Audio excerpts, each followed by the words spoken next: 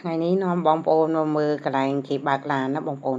គេបើកឡានឡើងលើចរៈនេះណាចរៈនេះគេធ្វើដូចជាផ្ទះអញ្ចឹងបងប្អូនហើយល្អិលទៀតបងប្អូននេះហើយអ្នកបើកបរទី1នេះគឺជានារីដ៏ស្រស់ស្អាតម្នាក់មើលគាត់បើកចេញណាបងប្អូន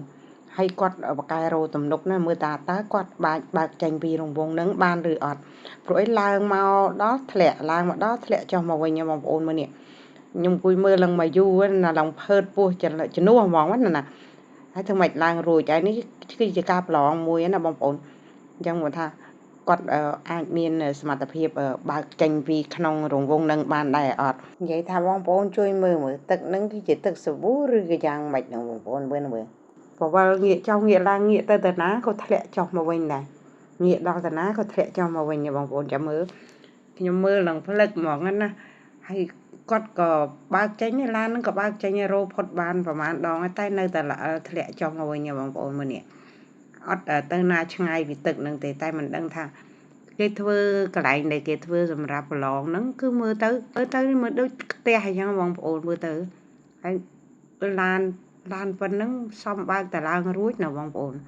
ហើយខ្ញុំមើលឡើងបើកអាម៉េចក៏ទៅអត់រួចដែរមើលអត់តែនេះចុះមកវិញធ្លាក់មកវិញហើយអ្នកដែលធ្វើជារណ្ដៅហ្នឹងមើលទៅដូចផ្ទះមែនទែនហើយមើលទៅនឹងបើកចេញមកល្អិលហ្នឹងមើលមកជុំចិត្តផុតហើយណាមើលសំតឡើងរួចណាមើលធ្លាក់ចុះវិញដដែលអត់ដឹងមូលហេតុអីអញ្ចឹងណាបងប្អូនហើយឡាននឹងជិះចុះជិះឡើងពេញនឹងចរំរោកន្លែងឃើញម្នាក់នៅខាងក្រៅចេះស្រែកប្រឹងប្រែងឡើងម្នាក់ចេះស្រែកអញ្ចឹងណាបងប្អូនទាំងខ្ញុំទាំងគេហ្នឹងក៏ខំប្រឹងថាឲ្យនេះអូយចិត្តឡើងបានហើយអូយមើលល្អិលចុះមកវិញទៀតណាបងគ្នាចិត្តឡើងដល់លើគឺល្អិលចុះមកវិញហើយទឹកនឹងមើលទៅសមដូចទឹកសាប៊ូអញ្ចឹងមិនក្នុងបានជាល្អិលខ្លាំងហ្មងបងប្អូនម្នាក់មើលល្អិលចុះទៅទៀតមើលឡើងមកបន្តិចចុះទៅវិញឡើងមកបន្តិចចុះទៅវិញទៀតញូអ្នកស្រែកឡើងភ្លាត់មាត់អើយខែប្រឹងឡើងអញ្ចឹងណាប្រឹងណាមិនដឹងមិនទេមកដល់ទៅហ្នឹងគឺល្អិលចុះមកទៀតបងប្អូនមើលនេះឃើញល្អិលចុះមកដោយខ្លួនឯងហើយឡានហ្នឹងគ្នាបើកឡើងអ្នកបើកហ្នឹងក៏ប្រសពទៀតហ្នឹងបើកមិនឲ្យល្អិលចូលក្នុងទឹកហ្នឹងឲ្យជ្រៅទឹកហ្នឹងប្រហែលជាជ្រៅ